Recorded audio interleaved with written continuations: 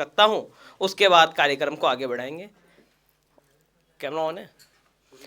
तो भूमिका इतनी है कि भगवान श्री कृष्ण हस्तिनापुर जाते हैं और जाकर दुर्योधन से कहते हैं कि दुर्योधन, ये महाभारत का जो इतना बड़ा युद्ध होने जा रहा है, इसे रोका जा सकता है यदि तू आधा साम्राज्य दे दे। तो दुर्योधन ने कहा कि मैं आधा साम्राज्य नहीं दे सकता। भगवान ने कहा यदि आधा भी नहीं दे सकता तो केवल 5 ग्राम दे दे और मैं 5 ग्राम पे पांडवों को बना लूंगा, ये भयंकर युद्ध होने से रुक जाएगा। दुर्योधन ने कहा अरे गोले निकल जा यहां से, बिना युद्ध के तो सुई की नोक बराबर भूमि भी नहीं दूंगा। बस यहीं से दृश्य बनाते हैं कि तलवार, धनुष और पैदल सैनिक कुरुक्षेत्र में खड़े हुए, कि तलवार, धनुष और पैदल सैनिक कुरुक्षेत्र में खड़े हुए, रक्त पिपासु महारथी एक दूजे सम्मुख अड़े हुए, कई लाख सेना के सम्मुख पांडव 5 बचा रहे थे। एक तरफ थे योद्धा तब एक समय के मारे थे, महासमय की प्रतीक्षा में सारे ताक रहे थे जी, और पार्थ के रथ को स्वयं केशव हाँक रहे थे जी। रणभूमि के सभी नजारे देखने में कुछ खास लगे। माधव ने अर्जुन को देखा, अर्जुन उन्हें उदास लगे। कुरुक्षेत्र का महासमर तभी एक पल में सजा डाला, मुख से लगा पंचजन्य, तभी प्रभु ने बजा डाला। हुआ जैसे ही शंखनाद तो सबका गर्जन शुरू हुआ, रक्त बिखरना और फिर सबका मर्जन शुरू हुआ। कहा कृष्ण ने उठ पार्थ, कहा कृष्ण ने उठ पार्थ, एक आंख को मीच जरा, गांडीव पर रख बाणों को प्रत्यंचा को खींच जरा, आज दिखा दे रणभूमि में योद्धा की तासीर, यहां इस धरती पर कोई नहीं अर्जुन के जैसा वीर यहां। बस आपका इतना सहयोग मिलता रहे बहुत है। कि सुनी बात अर्जुन की तो माधव का चेहरा उतर गया, सुनी बात अर्जुन की तो माधव का चेहरा उतर गया। एक धनुर्धारी की विद्या मानो चूहा उतर गया। बोले पार्थ सुनो कहना, कि बोले पार्थ सुनो कहना, हम तो इनसे सीख सीख कर सारे भाई खड़े हुए हैं, कि ये जितने सारे सम्मुख खड़े हुए हैं हम तो इनसे सीख सीख कर सारे भाई बड़े हुए हैं। उधर खड़े बाबा विष्णु ने मुझे गोद में खिलाया है, गुरु द्रोण ने धनुष बाण का सारा ज्ञान बताया है, सभी भाई पर प्यार लुटाया कुंती मात हमारी ने, कमी कोई नहीं छोड़ी थी प्रभु माता गंधारी ने।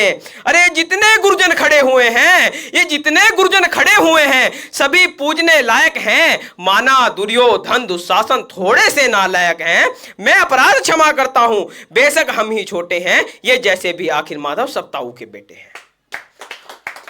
और छोटे से भूभाग की खातिर हिंसक नहीं बनूंगा मैं।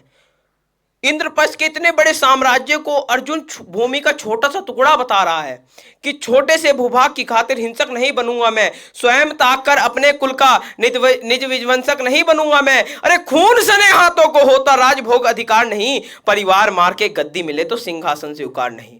और रथ पर बैठ गया अर्जुन, रथ पर बैठ गया अर्जुन, मुंह माधव से मोड़ लिया, आंखों में आंसू भरकर गांडीव हाथ से छोड़ दिया। गांडीव हाथ से जब छूटा तो माधव भी कुछ अकुलाए थे, शिष्य पार्थ पर गर्व हुआ, मन ही मन हलसाए थे। भगवान ने कहा इसका सब कुछ जा रहा है, फिर भी परिवार की बात कर रहा है, कहीं ना कहीं मेरे ही संस्कार हैं। तो यहां पर भगवान श्री कृष्ण कहते हैं फिर कि मन में सोच लिया शिष्य अर्जुन की बुद्धि न सटने दूंगा, समर भूमि में पार्थ को मैं कमजोर नहीं पड़ने दूंगा। धर्म बचाने की खातिर एक नव अभियान शुरू हुआ, उसके बाद जगत गुरु का गीता ज्ञान शुरू हुआ। एक नजर में रणभूमि के कणकण डोल गए माधव, टकटकी बांधकर देख रहे थे अर्जुन, एकदम बोल गए माधव, हे पार्थ मुझे पहले बतलाते, मैं संवाद नहीं करता, तुम सारे भाइयों की खातिर कोई विवाद नहीं करता, कोई संवाद नहीं करता। कि द्रौपदी के तन पर लिपटी साड़ी खींच रहे थे वो दोषी, अरे उतने ही है दोषी जो जबड़ा भीस रहे थे वो दोषी। अरे पौत्र बहू को नगन देखकर, कि पौत्र बहू को नगन देखकर गंगा पुत्र नहीं खोले, अरे तुम कायर बनकर बैठे हो, तुम कायर बनकर बैठे हो। ये पात्र बड़ी बेशर्मी है और संबंध उन्हीं से निभा रहे जो यहां पर अधर्मी है।